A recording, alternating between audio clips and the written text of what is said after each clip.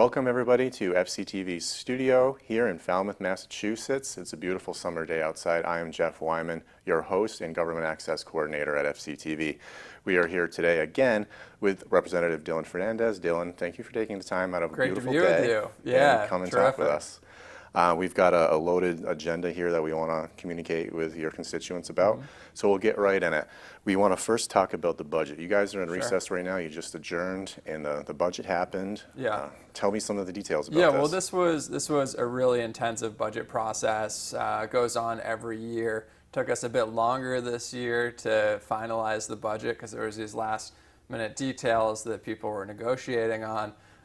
When it comes to the budget, what I think about most often is how best can I help our local community, how best can I help Falmouth.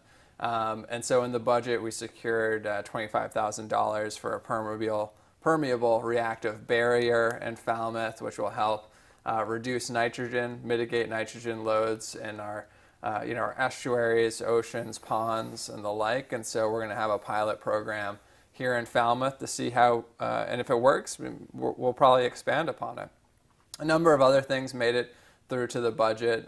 There's funding for extending fiber optic cable to downtown Falmouth. This is a really crucial issue in the town of Falmouth because we have some of the slowest internet in the state. Really, the Cape and Islands in western Massachusetts have slower internet speeds than the rest of kind of the 495 Beltway, Boston, that are wired with fiber optic cables. That's a real problem when it comes to business development, attracting new and innovative technology businesses to our town. And so this will allow us to cable the downtown of Falmouth and have the businesses there have the highest speed internet in the world. And so this is a really important piece. Several other measures we got in. Talking about water quality, one of the pieces we got in was $175,000 for shellfish propagation. Jeff, I love shellfish. I think everyone here loves shellfish. But more importantly than just kind of their deliciousness and they're boosting our economy, they act as terrific filters to get the nitrogen out of our water. And so this $175,000 is a regional piece that got in the budget to help advance our economy and also boost our water quality here on the Cape. Yeah, that kind of works in tandem with the PRB systems as well, $25,000 for that kind of thing. So when's the timeline for this? When does this all start rolling out? Sure. So now this is, we've just entered the new fiscal year. We just passed the budget, finalized the budget a couple weeks ago. It's a really long process where the governor releases his budget, then the House totally ignores what he does, releases their own budget, then the Senate builds on the House version, then the governor looks at the final compromise version between the House and Senate and vetoes things that he doesn't want.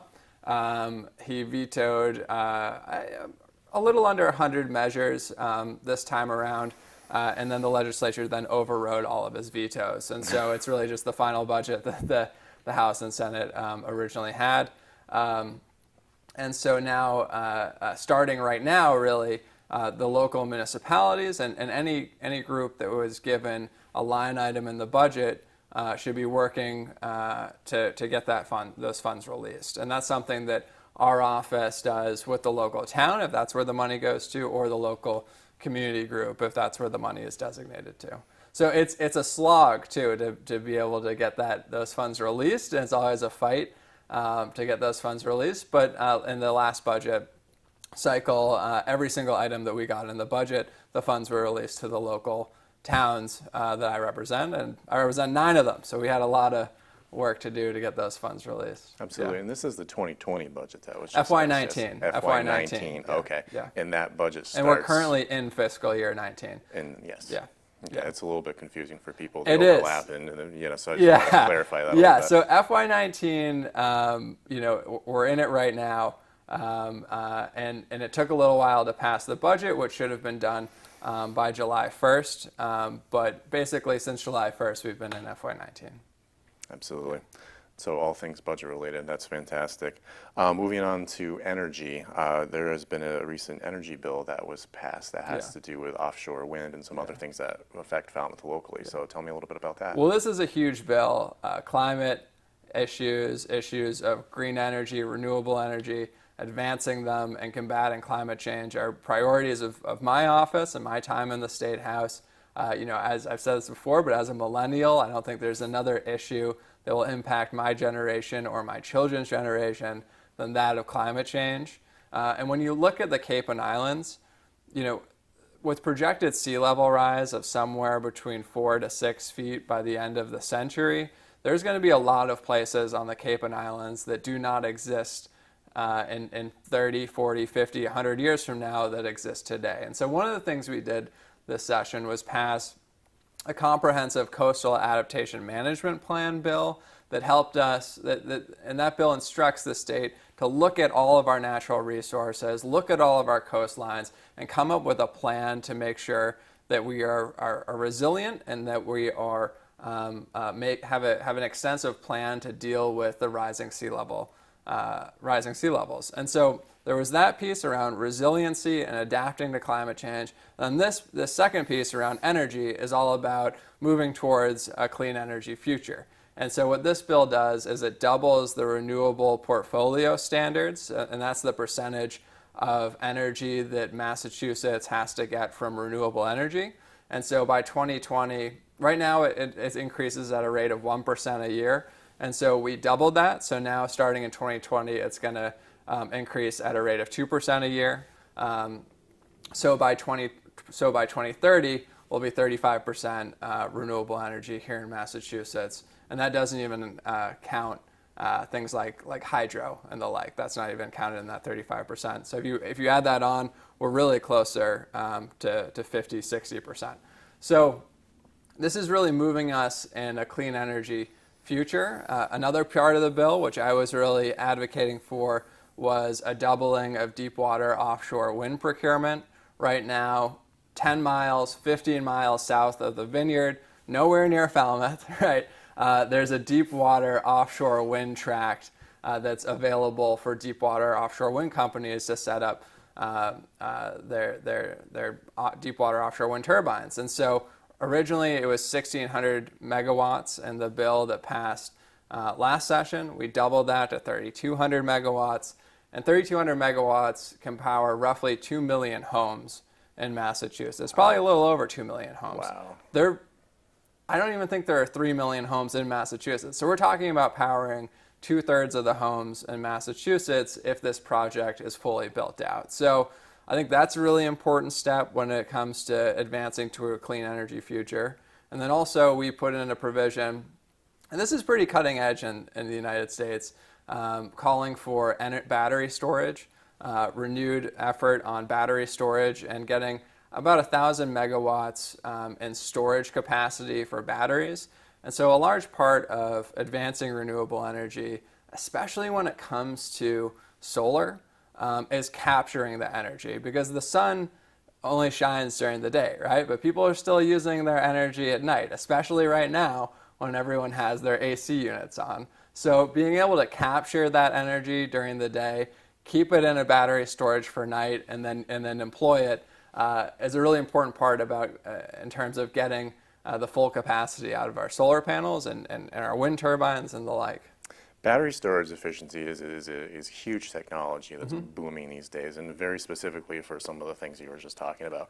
Is there any outlook into the future for federal funding or state funding for organizations or companies to fund and to supplement some of these businesses for battery technology? This isn't Falmouth specific, but I represent the islands, right? So I represent all of Martha's Vineyard, all of Nantucket. One of the grants that we helped Nantucket secure was a grant for Tesla battery packs on Nantucket, because they have some really extreme energy needs, because in order to get their energy, they have to have this undersea cable that goes all the way to Nantucket. That's about 30-mile undersea cable. That's going to cost a lot to replace. We don't want to replace it. And so a better way to keep energy on Nantucket is to get these large Tesla battery packs on island to store the energy that's being used over there and being gained through solar and other renewable projects. And so it's already here, right? It's not coming, it's here. And so we've helped kind of advance that right here in our district, and this bill will help advance it throughout the entire state. Wow, that's huge. That's incredible. Yeah, good stuff. So flipping topics a little bit, coming off of energy, talking about law enforcement. Yeah. We were talking earlier before the show started about some police training and funding that was going on in the State House. You guys are talking about procuring baseline funding for some police training. That does affect Falmouth Police Department. Yeah, this was a really big deal. This is a really tough subject. Recently here in Falmouth with the 2 officers who were shot and thank God are going to make a full recovery. And recently the police officer in Yarmouth, Lieutenant Gannon, unfortunately is not going to come back from his service. And so this is an issue about how do we best protect, how do we best serve the police officers that put their lives on the line to protect us every single day. This bill was a priority, the number one priority for the police officers in our state, and it goes a long way towards advancing funding for police officers, police stations, for their officers to get the best training out there. And so what this does is, when firefighters, for their training, a percentage of your homeowner's insurance goes to a designated revenue fund for firefighter training. What this bill does is sets aside a $2 surcharge on any type of auto rental, and that money goes towards a designated revenue stream just for police training in our state. This is so important. It's going to raise around $8 million a year for police training, and this will make sure that our police officers are the best trained, the most professional officers in the entire nation. And this is a top priority of the law enforcement community, and we're really happy to get this done. This is something that the Cape and Island delegation as a whole made a priority, and we're really pleased to see it go through. No, that's very important because you're right. These men and women put their lives at risk every single day for us, and they need the best equipment, best training at all possible. So That's it's right. very, very important. Very, very thankful that you guys are working on that. Having to do with police and law enforcement and the general public is the opioid crisis. And you were talking a little bit about a new bill that's been underway in the State House that is helping to deal with this issue.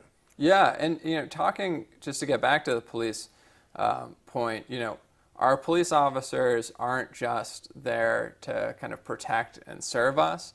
So often they act as our mental health therapists in the community. They're acting as recovery coaches on the front lines of the addiction crisis that we're going through.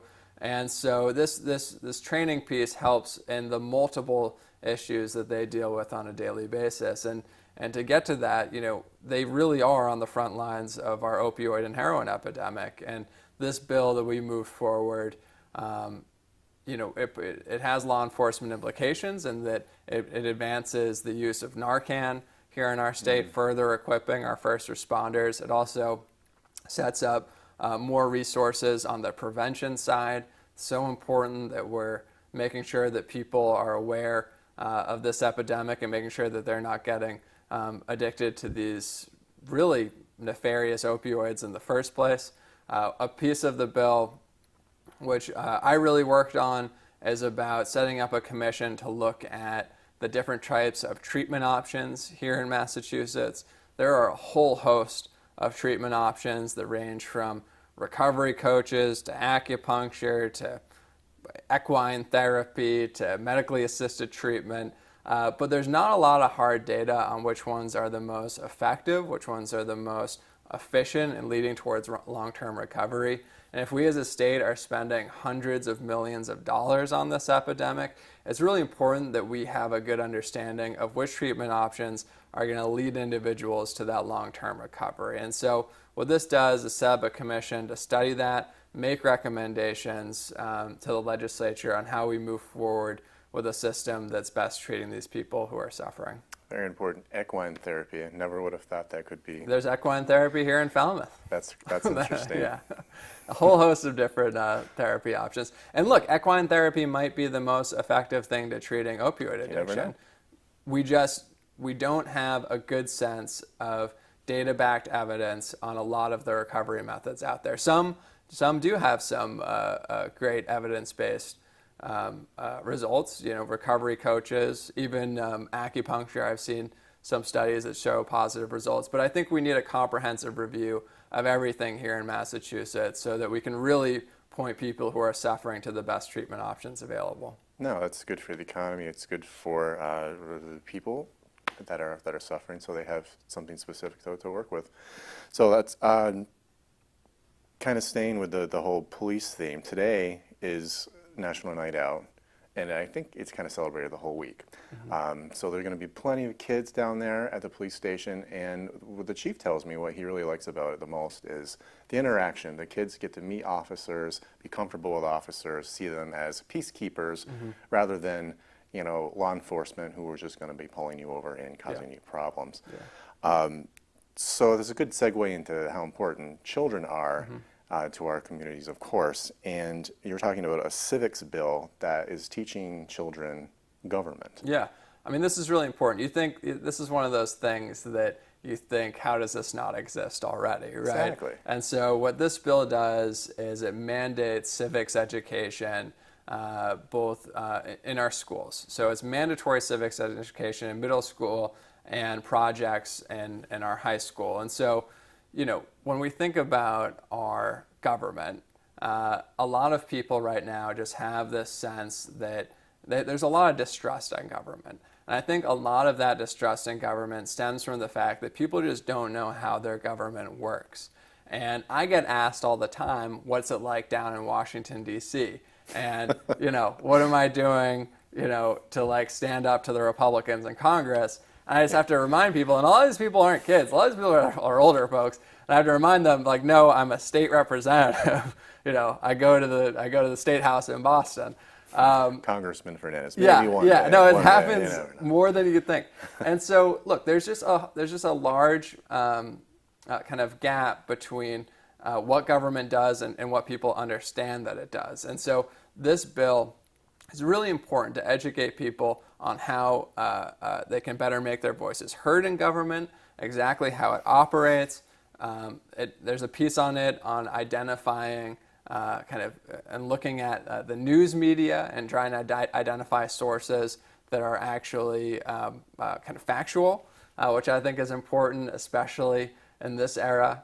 And I think most importantly, it instructs and it empowers young people to be able to reach out to their government officials and try and enact change on the local level. And I think that's a really important piece. And it's so important that we get people, especially young people, involved in the civic process at a young age. And the health of our democracy is really contingent upon people knowing how it works and people being involved in it. Absolutely.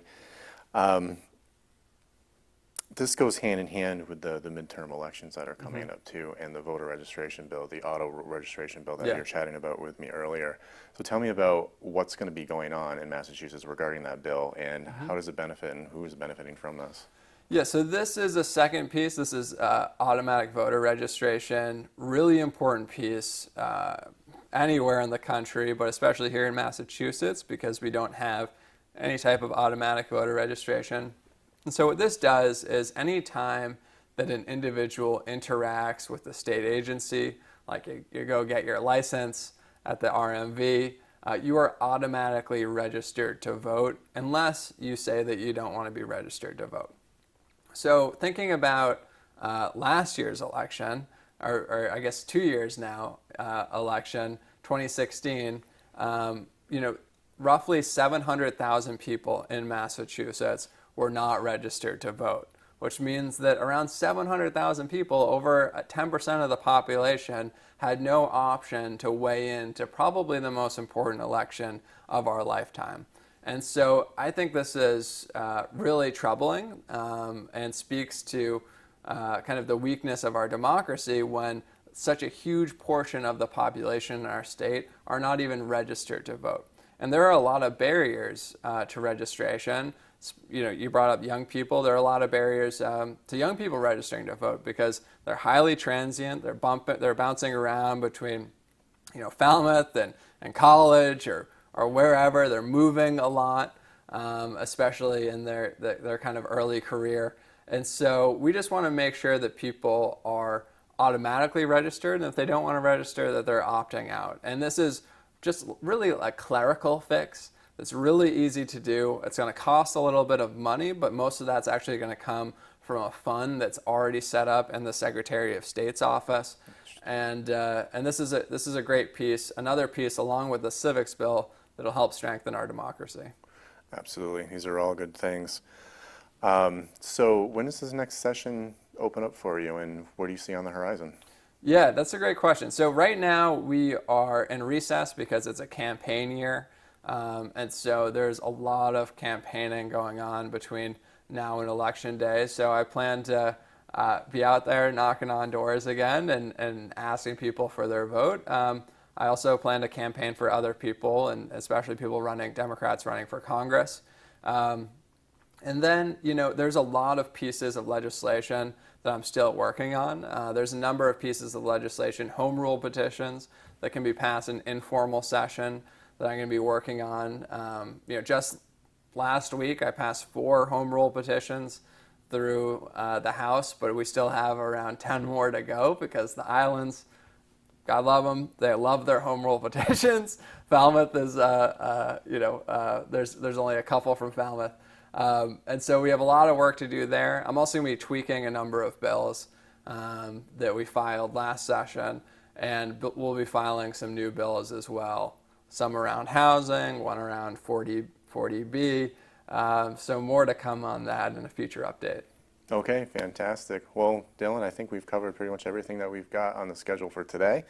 So thank you again for coming in, and we'll probably see you sometime in late fall. I hope so. All Anytime. Right. Anytime. And if folks want to reach out, you can reach to my office directly at 617-722-2430, extension 6, or just reach out to my personal email that I check all the time.